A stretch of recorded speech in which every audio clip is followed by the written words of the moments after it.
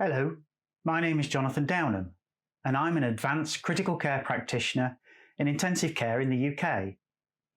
I've worked in critical care for over 25 years, and recently with the pandemic, I've had much experience of the proned patient.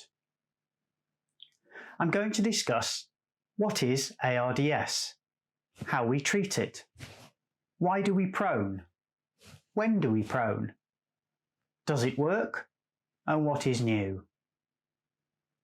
So what is ARDS? This was first defined in 1994 by the America-European Consensus Conference, but due to issues with the reliability and validity of this tool, it was then redefined in a collaboration with the European Society of Intensive Care Medicine, endorsed by the American Thoracic Society and the Society of Critical Care Medicine, and is known as the Berlin definition. So ARDS is non-cardiogenic pulmonary edema with fluid in the alveolar space. It has three defining criteria: acute onset of bilateral opacities on the chest X-ray, low oxygen levels, and pulmonary edema is not due to heart failure. The Berlin definition further defined mild, moderate and severe ARDS using the PF ratio, which have increasingly levels of mortality. I will go on to discuss the PF ratio later.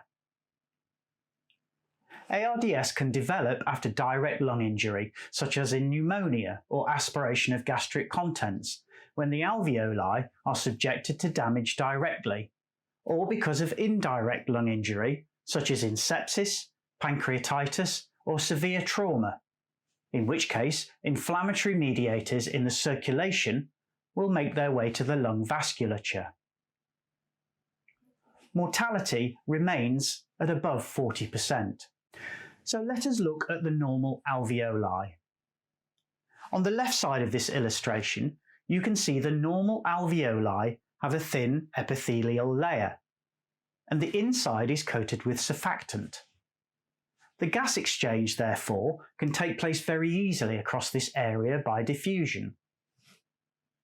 The epithelial layer is normally tight and prevents any fluid from crossing over into the alveoli. The type 2 cells are where the surfactant is produced. On the right side of the illustration, we can see the damaged alveoli, where the inside has filled with this protein-rich pulmonary edema fluid. This is filled with inflammatory cells. These inflammatory cells are releasing chemicals which can make the process worse. The alveolar macrophages recruit neutrophils and circulating macrophages to the site of the injury. This then goes on to encourage proteases and cytokines, amongst others, which perpetuate the inflammatory response. The border between the epithelial and the endothelial layers is swollen, creating a bigger gap for the gases to diffuse across, making that process harder. The basement layer is a thin, pliable, sheet-like type of extracellular matrix that provides cell and tissue support and protects the alveoli from stress. This is now denuded or stripped of its covering and necrotic. The capillary endothelium is also involved. As the endothelium is acted upon by a range of stimuli, it itself becomes dysregulated, leading to the endothelial surface becoming abnormal and having larger gaps for fluid and other substances to move through. Neutrophils can cross over into the interstitium, and there is greater platelet activation. These neutrophils will release proteases which can break down the elastic tissue around the alveoli, affecting the compliance. The overwhelming activation of neutrophils contributes to surrounding tissue damage and even lung dysfunction. In COVID-19 ARDS patients, high counts of neutrophils are observed and represent a predictor of poor outcome. The worsening inflammation and injury will damage the type 2 endothelial cells, reducing the production of surfactant, causing a decreased compliance. Type 2 cells also have a role in managing lung fluid. Activated fibroblasts secrete several extracellular matrix proteins within the interstitium, but also migrate into the alveolar space where they form attachments to damaged basement membranes and contribute to the intraalveolar fibrosis, which can predominate in some cases. This can lead to established fibrosis and the obliteration of alveolar spaces with a dense, irregular matrix. Over time, scarring will occur, which will go on to reduce diffusion across the membranes. How do we treat it? There are several tools in our armoury for the treatment of ARDS, and here I refer to both the Faculty of Intensive Care Medicine guidelines and the Society of Critical Care Medicine guidelines, both released before the current pandemic. There is general agreement from them both on some of the treatments we can use, but if I think I can use the FICM graphic, I think you can see that proning is considered highly effective treatment backed up by the research. FICM quote this meta-analysis as their main source. This covered 8 trials with over 2,000 patients being either proned or not. Mortality rates with the prone and supine patients were 41% and 47% respectively, with a p-value of 0.02 and a risk ratio of 0.9. It was not associated with an increase of cardiac events or VAPs, but was linked to an increase in pressure sores. FICM do have some reservations about the quality of some of the studies, particularly where this relates to the impossibility of blinding, but do go on to say they recommend its use in moderate to severe ARDS. Low tidal volume therapy sits alongside it as another well backed up way of ventilating the patient, and again they both are in agreement on this. Why do we prone? The physiology of why we prone is key to its understanding and, I think, gives a greater appreciation of its efficacy. There are 3 terms that play a key part in the understanding of why we prone: ventilation, perfusion, and gravity. These papers are the ones I learned most from, and, whilst a little science heavy in places, I think well worth a read. The first part to understand is the shape matching of the lung and the effect that it has on the patient's ability to ventilate well. Let us start with a simple diagram of the lung, which we will gradually add to aid understanding. Imagine that the patient is now lying on their back and that we have taken a slice through their lungs. We are now looking at that slice from the position of the feet up. We represent each lung in an enclosed box, which represents the pleura and the chest wall, giving the lung some limitations as to how it can expand. You can see the individual alveoli represented by the circles within the box. In this diagram, they are all an equal shape and size. However, our lungs are subject to the force of gravity, just like everything else, and when we add that, you can see that the picture changes. Now, the alveoli at the top of the image, or the ventral part of the lung, are pressing down on the alveoli in the lower part of the lung, or the dorsal part. So, due to this compression effect, we have larger alveoli higher up and more compressed alveoli lower down. We now consider the true shape of the lung, and I represent this by the tear-shaped lung I have illustrated here. This is an exaggeration of the true shape, but helps illustrate the principles we need to understand. This shape means that, when the patient is on their back or supine, there is slightly less room at the top than the bottom. Consequently, with the added gravity, much of the lung tends to drop into the lower part, where it is compressed by the lung above it. The key point here is that there is a lot of room for this compressed lung to fall into. Add to this the fluid that will also be affected by gravity, and you can see now that we have a compressed alveoli surrounded by the fluid, making diffusion in these alveoli much harder. The perfusion to the dorsal part of the lung is a little better than the perfusion to the ventral part, and the key here is that does not change significantly when the patient is proned. So you can see in the first illustration where the patient is supine, we have the better perfusion where there is the poorest ventilation, and the better ventilation with the slightly less good perfusion. In other words, a VQ mismatch. In the second illustration, we have proned our patient, so because of the shape matching and the effects of gravity on the fluid in the patient's lungs, we now have the better perfusion taking place where there is the better ventilation, improving the VQ balance. The other effect to be considered is the way the abdominal contents can add pressure to the diaphragm when it is moving up and down. In this illustration, we are looking at the patient from the side. The arrows indicate the pressure from the abdomen on the diaphragm. Remember that there is already a VQ mismatch in this region when the patient is supine, and this added pressure contributes to make it worse. If we then turn our patient onto their front, the pressure remains the same, but is now pressing on the front of the diaphragm and no longer the back. Again, remember that the back of the lung when proned is where we have the improved VQ matching. So now we have also relieved some of that pressure too.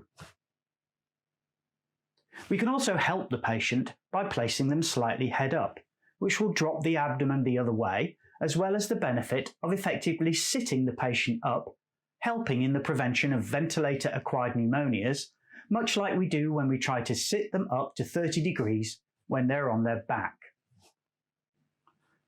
The final point is about the position of the heart within the chest cavity. The heart is nearer to the front of the chest than the back. This means that, when the patient is lying on their back, the weight of the heart, gravity in action again, is lying on top of much of the lung, thereby adding to the compression. You can see here that when we lie the patient on their front, there is less lung for the heart to lie on top of, and much of it is supported by the sternum. This again reduces some of the compression on the alveoli and certainly takes some of the weight off that area of the lung with the best VQ match. I think this CT scan image helps demonstrate some of these principles. We can see the shape of the lung, which I illustrated with an exaggerated teardrop shape. In the top two images, the patient is supine, with the second one at the end of inspiration. It clearly shows the fluid has collected at the dependent part of the lung, whilst the non-dependent part looks much clearer. The bottom images show the same patient in the prone position, and again you can see the effects we were discussing earlier. I think this image also demonstrates well the position of the heart and the fact that much of it sits on the lungs in the supine position, but once proned, the sternum takes much of the weight, relieving the pressure on the lungs. When do we prone? The definition of the severity of ARDS is what leads us to the action of proning. This relies on the PF ratio. So ask yourself two questions. First, what is the patient's FiO2? Is it 0.3, 0.5 or 0.7, for example? Then, with your latest blood gas, divide that into the latest PO2. Now, depending on whether you use kilopascals or millimeters of mercury, you will have a value which will tell you how severe that ARDS is. If the value is less than 300 millimeters of mercury or 40 kilopascals, then it is considered mild. If less than 200 millimeters of mercury or 27 kilopascals, then moderate. And finally, if less than 100 millimeters of mercury or 13 kilopascals, then it is severe. The Intensive Care Society recommends proning the patient with moderate to severe ARDS. Does it work? One of the latest studies, the PROCEIVA study, showed a significantly decreased 28-day and 90-day mortality. In 28-day mortality, it was 16% proned and 32.8% supine.